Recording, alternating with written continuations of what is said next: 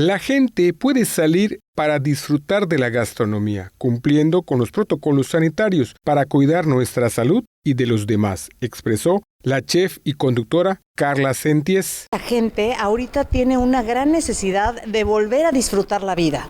Todos estuvimos encerrados pues mucho tiempo, ¿no?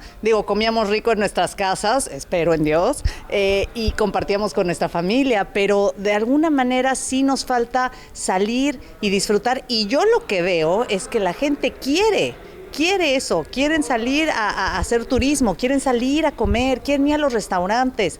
Bueno, con los protocolos correctos, ¿no? De hoy en día, perfecto, adelante, pero hay que vivir la vida. La gastronomía yucateca ocupa un lugar especial en su corazón, pues desde que vivía en Cancún no se perdía la oportunidad de disfrutarla. Con imágenes de Joaquín Martínez e información de Álvaro Martínez, Teleyucatán te informa.